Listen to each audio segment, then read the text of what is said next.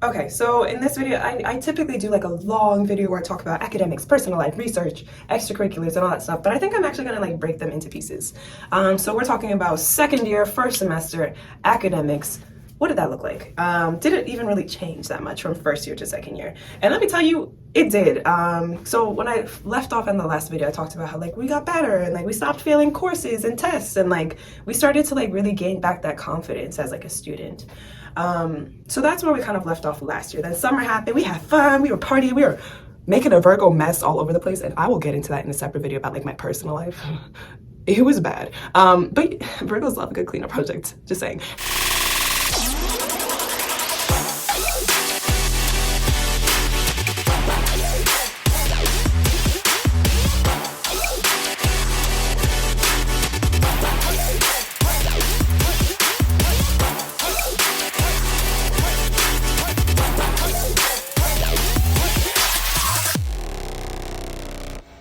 Anyways, back to academics. So yeah, we came off of a summer of like part-time research and we were busy, and then when we hit the ground running in second year with a class called Brain and Behavior, I was tired. I was still very tired and I did not feel rested, and I was like, oh no, but we're doing this. So Brain and Behavior was the first course we started off with, and it was like honestly, it was like 8 weeks long or 9 weeks long.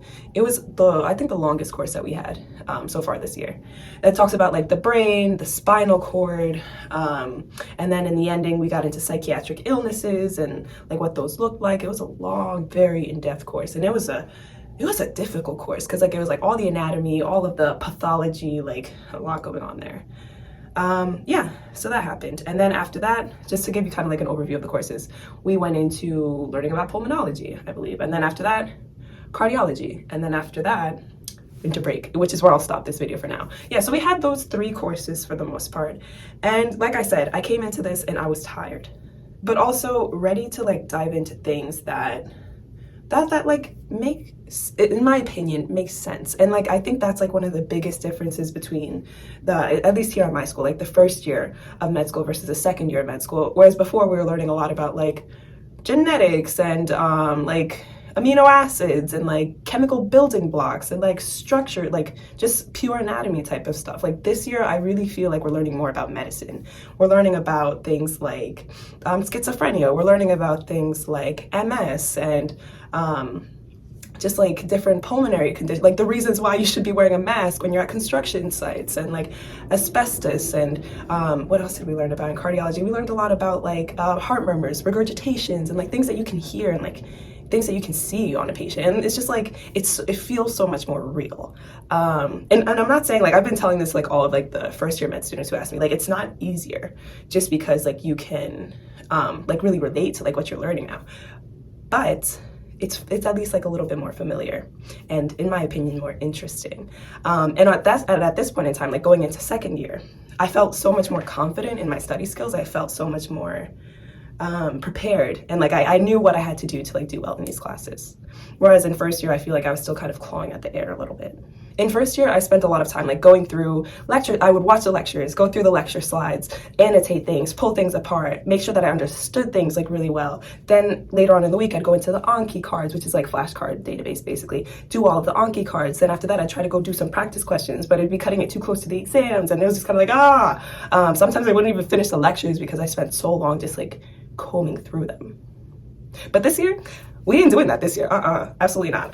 This year, what I do is like, I know we have 3 lectures for the day. So guess what I'm doing? Each lecture is an hour. So I'm watching every lecture 2 times speed. So 3 lectures will take me 1 hour and a half. Watch them all straight through. I don't take notes. I barely even look at the slides anymore, to be honest.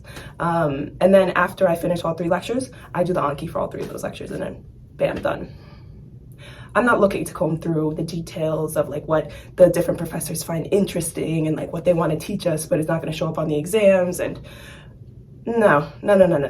Especially with like all the other things that start pounding in on you during second year, you can't really afford to like do that as much, because like as I know how to pass the classes now, but also research.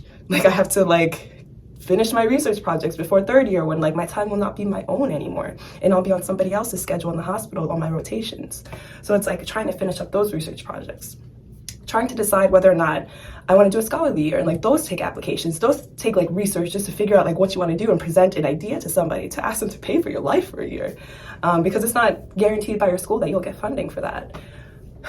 And part of like trying to decide if I want to do a scholarly year is trying to decide what specialty do I want to go into, and like how do you decide that? You go in, you shadow people, you talk to people, you try to set yourself up in third year to like get the most exposure to what you might be interested in. So that goes into like the ranking system, where it's like I'm at the point right now where I have to rank how I want to do my rotations next year.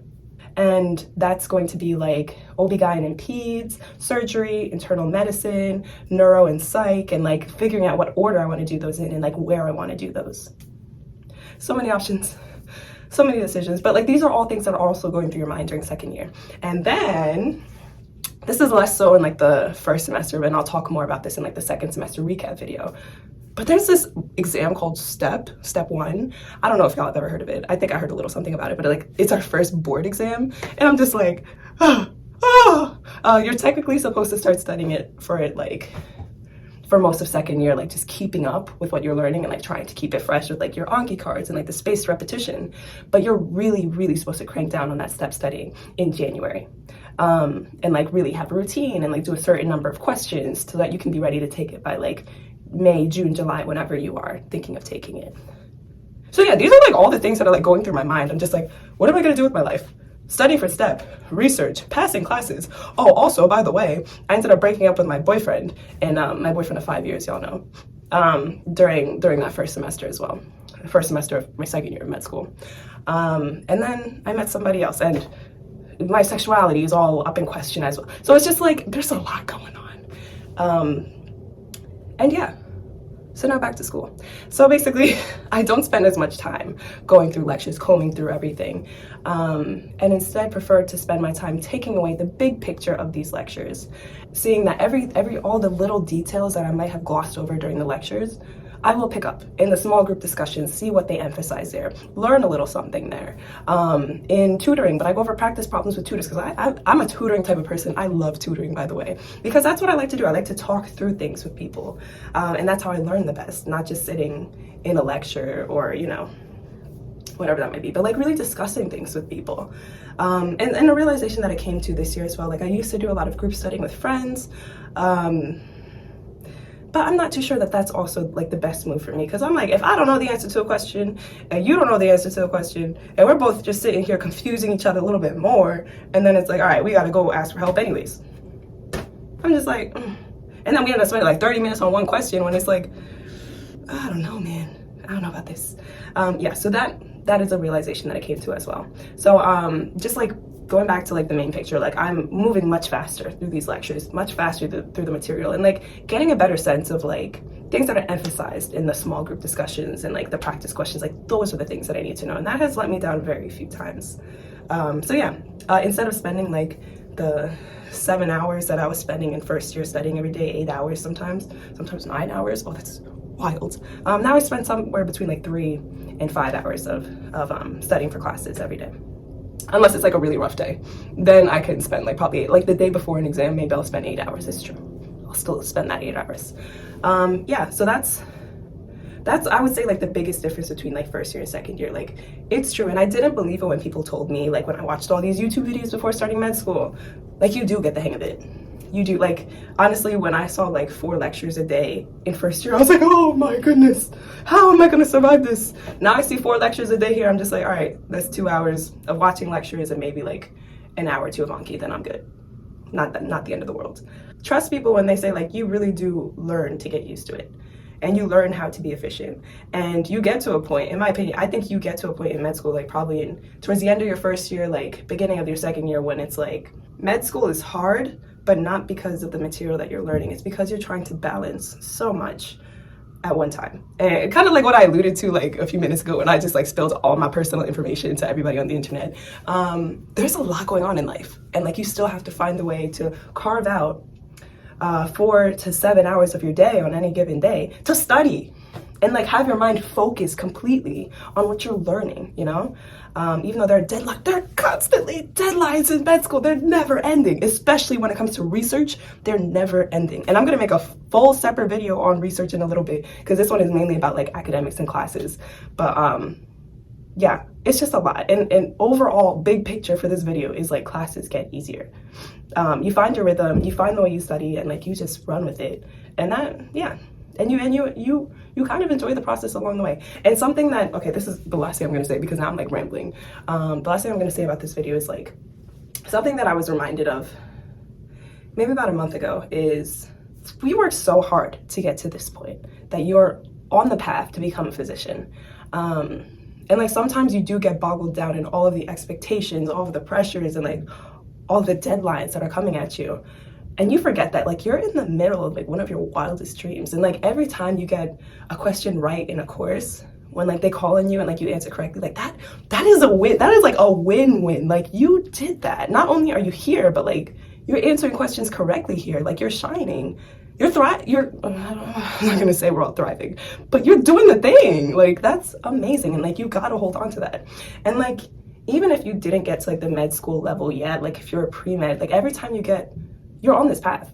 Everybody is on this path. Like if you're pre-med, or like if this is your goal, like you're there somewhere along there. And like you gotta like really take pride and like appreciate those moments when like you get the questions right. When you're doing the thing, and like those little moments of success will like help push you through. So like really hold on to those. And like that's something that I've been like really holding on to a lot this year. But yeah, so those are my thoughts on like med school from like first year transitioning into second year. And like the first semester classes were decent. They weren't bad. Which class was my favorite from? Brain and behavior, poem, and cardio. You know it was cardio. I loved cardio. Yeah, like honestly, the exam opened for cardio right before, like that was the only thing standing between us and winter break. And like it went into winter break as well, like halfway through winter break. And I didn't mind that. Like I was casually studying like 3 hours a day over winter break for like the first half of winter break, because I'm just like, I enjoy learning about this stuff. Yeah, so thank you for tuning in. I hope that you took away a little something from this video. And like if you can relate, or if you got any questions for me, please feel free to comment them down below. And don't forget to like, comment, and subscribe so that I can love you forever. And it's always a pleasure talking to y'all, and I look forward to seeing you in the next video of this series, when I'm probably gonna talk about like personal life or research, one of the two. Wish me luck. Okay, bye y'all.